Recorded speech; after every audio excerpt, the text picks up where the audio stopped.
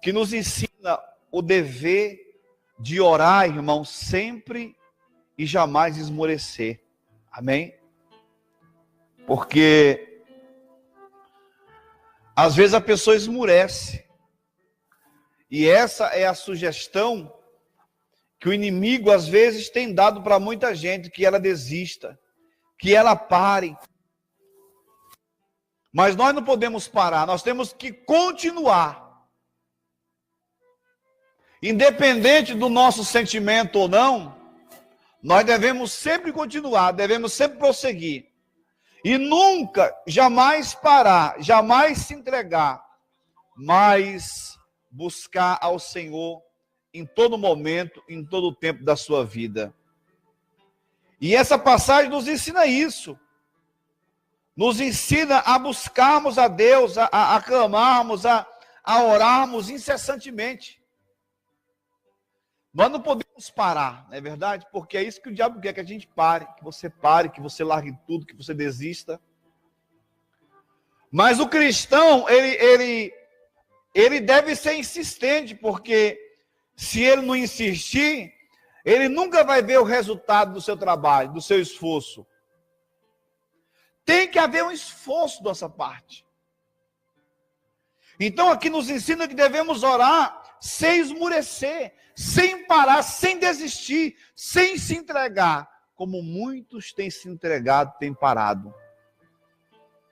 Se você que está aqui hoje, irmãos, se você tivesse parado, onde você estaria hoje, né? Porque ninguém se dá bem parando, irmão. Eu não conheço, olha, até hoje, deu 25 anos servindo ao Senhor, eu nunca conheci ninguém que se deu bem deixando de servir a Deus. Não tem outro caminho. Não tem outro caminho. Nós temos que insistir. Não é fácil. Se fosse fácil, todo mundo servia a Deus. Mas servir a Deus é para quem tem coragem. É para quem é valente. Para quem não desiste. Quem tem sede de justiça. Para quem quer vencer. E quem quer vencer não se entrega. O Senhor nos ensina aqui, ó. Diz assim, olha. Atos dos Apóstolos, capítulo 12. Diz assim: por aquele tempo mandou o rei Herodes prender alguns da igreja para maltratar, fazendo passar a fio de espada Tiago, irmão de João. Vendo-se isto agradável aos judeus, prosseguiu prendendo também a Pedro, e era estes dias dos pães asmos. Tendo feito prender, lançou no cárcere, entregando a 4 escoltas de 4 soldados, e cada um guardava, tencionando apresentá-lo ao povo depois da Páscoa. Pedro, pois, estava guardado, irmãos, olha só. Pedro, pois, estava guardado no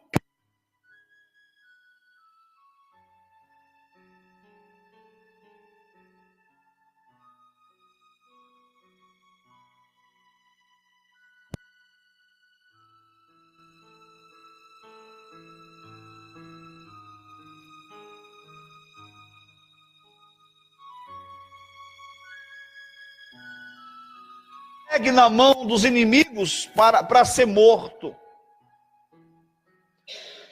Pedro, ele estava impossibilitado, irmãos, de fazer alguma coisa. Ele estava impossibilitado de orar. Porque ele estava na cadeia, estava preso, estava algemado aos soldados. Mas diz a palavra do Senhor aqui que havia pessoas orando por ele. Você sabe por que eu estou aqui hoje? Porque tinha alguém orando por mim. Você está aqui hoje porque tem alguém orando por você. Seja a mãe, seja o pai, seja o amigo, seja o irmão, a irmã. Tenha certeza, alguém orou por você, para você estar aqui hoje. Eu lembro que quando eu cheguei em São Paulo, em 1992, eu era um jovem totalmente desconvertido. Cheguei da Bahia com 17 anos em São Paulo, descabeçado de tudo. Minha mãe, ela faleceu esse ano agora. E minha mãe, ela era aquele tipo de católico, me perdoe, né? Não estou falando mal dos católicos, mas expondo a minha situação. A minha mãe, irmão, ela... Domingo ela ia para a igreja católica, mas quarta e sexta-feira ela estava no terreiro de Umbanda, rodando no meio dos espíritos, manifestando. E quando ela soube que eu vinha para São Paulo, eu me lembro como hoje, ela me abraçou e disse: meu filho, seja tudo na vida menos crente, porque eu vinha para casa de um crente, de um sobrinho que era crente, e eles não gostavam muito de crente. Mas só Deus sabe a vida que eu tinha antes. E eu fiz exatamente o que ela me pediu para não, o que ela fiz o contrário. Fiz o contrário. Eu fui para a igreja. E você sabe que eu fui para a igreja? Eu passei um tempo na igreja. E depois de quase um ano na igreja, eu arrumei umas amizades, acabei saindo da igreja. E olha, eu não morri, porque mesmo fora da igreja, irmão, eu tinha aquele temor dentro de mim. Eu já conhecia a palavra. Passei um ano e pouco desviado. Foi o pior tempo da minha vida foi esse. E tudo que eu não fiz na minha vida, eu fiz dentro de um ano e meio. Depois eu cheguei para minha mãe e falei: olha, mãe, realmente eu desobedeci a senhora. Se eu não tivesse desobedecido dessa vez a senhora, eu tinha morrido. Porque, e nesse meio tempo que eu vivi aí desse mundão, eu lembro que o Tonho, não sei se você está me assistindo agora, ele sempre orava por mim. E eu debaixo da coberta acordado falava assim: que tolo, orando por mim. Eu debaixo da coberta, pernoitado, ele estendia a mão e orava por mim. E eu falava assim: está perdendo seu tempo.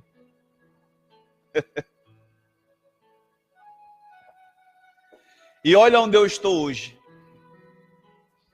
Eu estou falando isso para nenhum de nós nunca duvidarmos da força da oração. E aqui não está falando não, mas a oração do bispo é maior. A oração do pastor, Deus ouve. Não, Deus ouve quem ora, porque nem todo mundo ora. Tem muitos que só tem título. Me perdoe falar, você que está me assistindo pela internet, tem muitos, irmãos, que só tem título de pastor, título de bispo, mas não ora, não busca, não se importa com o povo, não se importa com a alma, só se importa com o que a alma pode dar. E não é isso que Jesus nos ensinou. Nós devemos sim orar uns pelos outros, clamar uns pelos outros todos os dias, porque nem todo dia você está possibilitado, mas a oração de um justo, como diz a palavra, ela vale muito, ela tem muito efeito.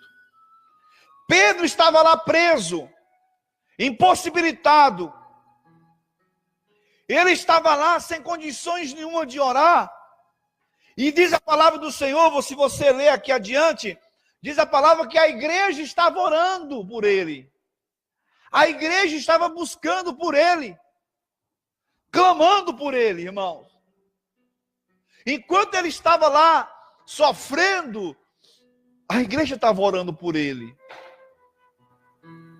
E a igreja não estava orando, irmão, com aquela certeza que Pedro iria voltar. O sentimento daquele povo era um sentimento que a qualquer momento eles iriam buscar Pedro para enterrar, mas eles estavam o quê? Orando. Sabe o que isso significa? Que nós não devemos esperar sentir vontade de orar.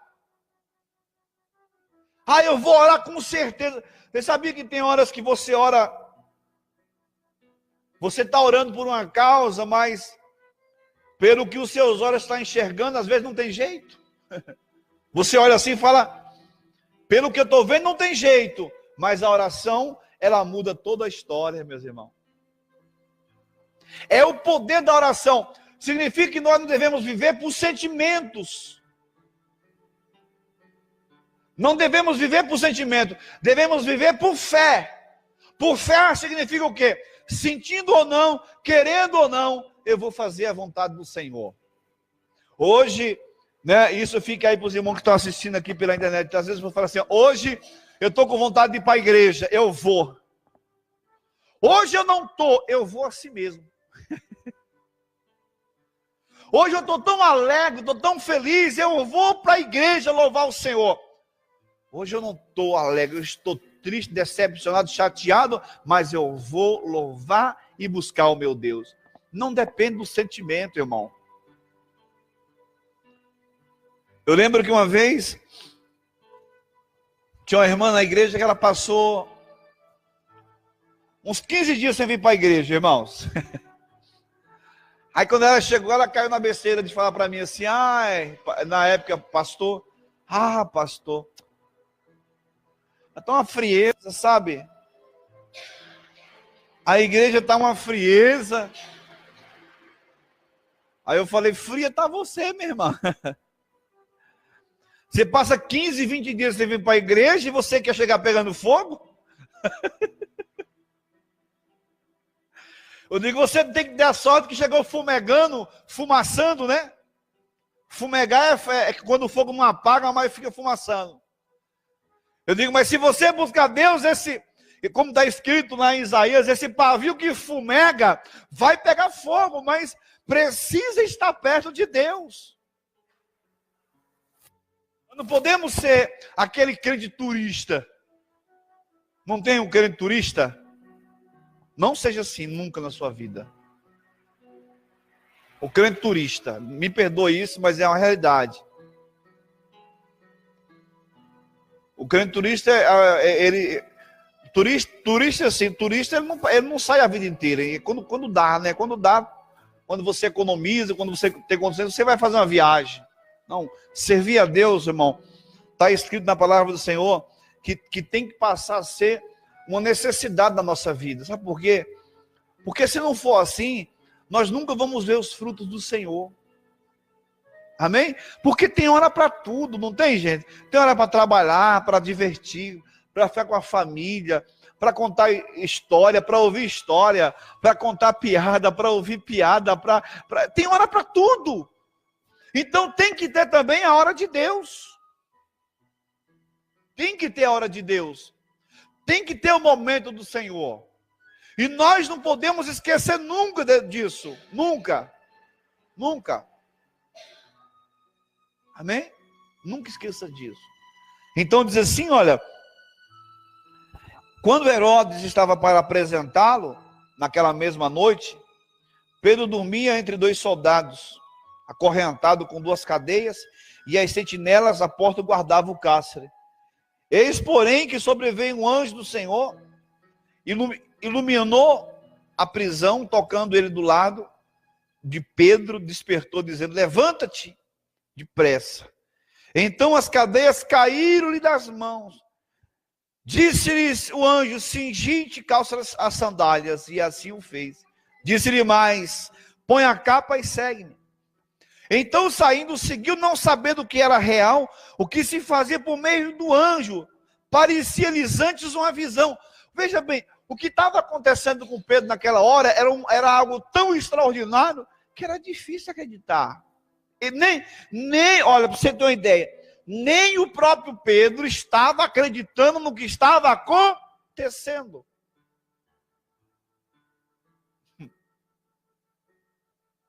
Nem o próprio Pedro estava acreditando. Ele achou que estava tendo uma visão. Na verdade, não era a visão, já era o acontecimento. Já era a resposta, meus irmãos, daquele povo que estava na casa de Maria orando, que estava clamando por ele, para que Deus tivesse misericórdia dele.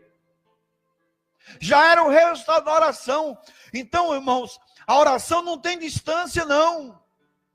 Nós estamos aqui hoje em Santa Isabel, estamos orando aqui, mas Deus está curando, salvando, onde chegar essas imagens, onde chegar essa oração, e onde nem chegar, Deus vai estar salvando e libertando, porque a oração, ela tem efeito, e nós não podemos nunca esperar, sentir vontade, mas devemos sempre fazer, porque é assim que vem a resposta. A pessoa nunca pode viver. Tem pessoas que ela vive assim, ela só faz o que tem vontade, não é verdade? Eu não. Quantas vezes, né? Tem dia que você acorda com a vontade de trabalhar, né, irmão? Não tem? Tem dia que você acorda, tem que trabalhar. Hoje, tem dia que você vai pela misericórdia, mas você tem que ir, ué. Se você vai com vontade, você vai ter o pagamento, não é verdade? E se você vai sem vontade, você também vai ter o pagamento do mesmo jeito. Então não depende de sentimento. Para ser abençoado por Deus, depende-se de atitude. Depende de atitudes.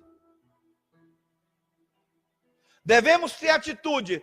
Todos os dias das nossas vidas, devemos sempre nos levantar. Nunca podemos nos acomodar. Porque hoje, infelizmente, vivemos uma época, meus irmãos, onde muitos têm se acomodado. Têm se acomodado. Aí, quando o negócio aperta, né?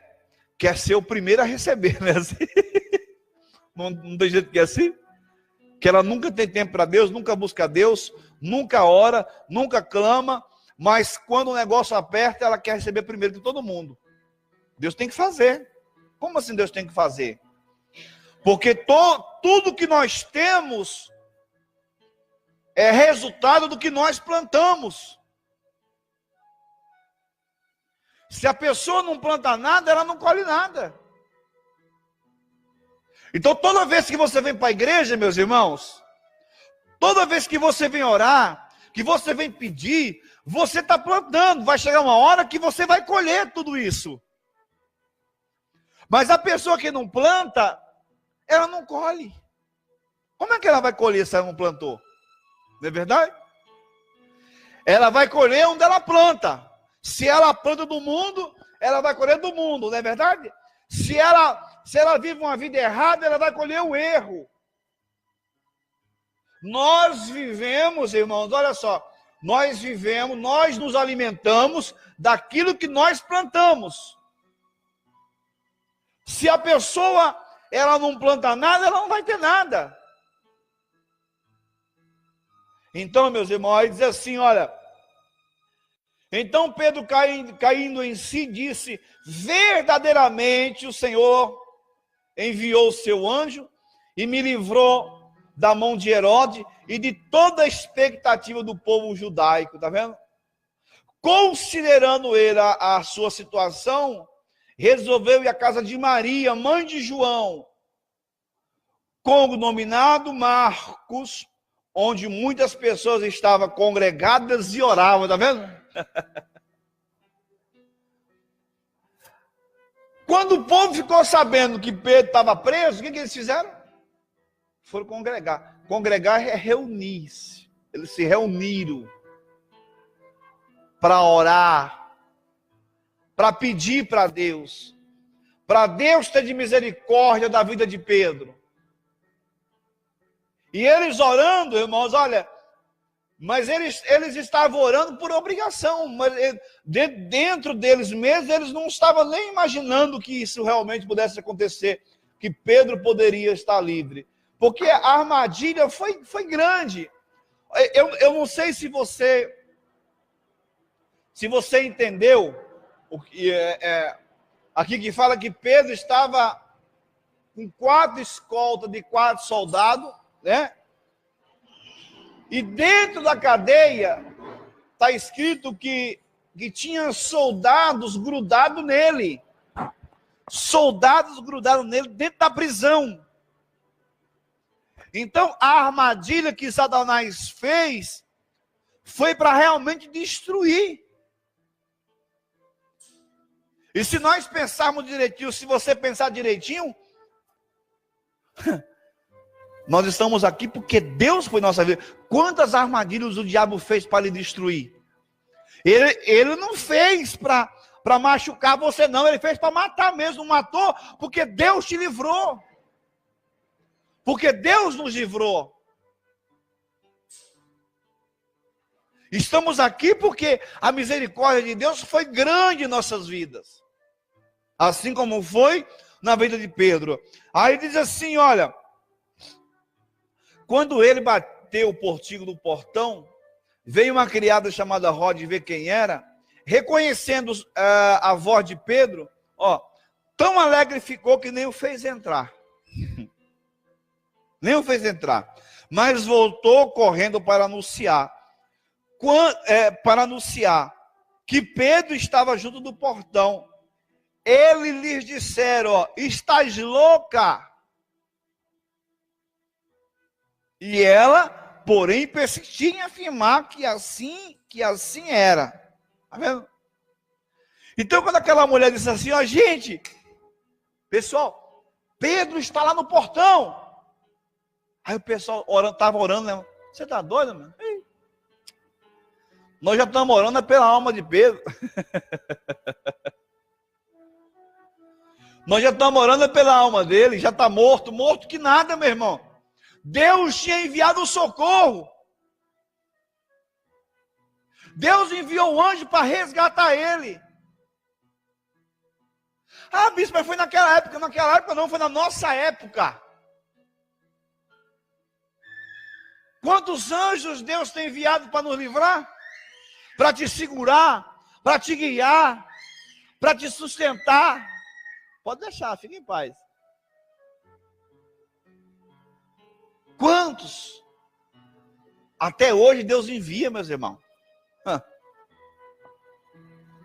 Deus vai enviar um anjo na sua casa hoje, na sua família hoje. Deus vai enviar o anjo para livrar. Qual é o livramento que você está pedindo? Deus vai te dar. Deus vai enviar esse anjo que vai levar o socorro lá na sua casa. Na sua casa, na casa de você que está assistindo agora pela internet. Deus vai enviar o socorro. Não tem distância para Deus. O socorro de Deus vai chegar na sua vida, na sua casa. Aí diz assim, estás louca, e ela, porém, persistia em afirmar que assim era. E eles disseram, é o seu anjo. Entretanto, Pedro continuava batendo. E eles abriram, viram e ficaram atônitos, tá vendo? Ficaram admirados. Eles ficaram, meu Deus, Pedro está vivo. Significa que nem eles acreditavam. Nem eles acreditavam. Mas assim, é por isso que dá origem àquela campanha que nós sempre fazemos, a campanha das causas impossíveis.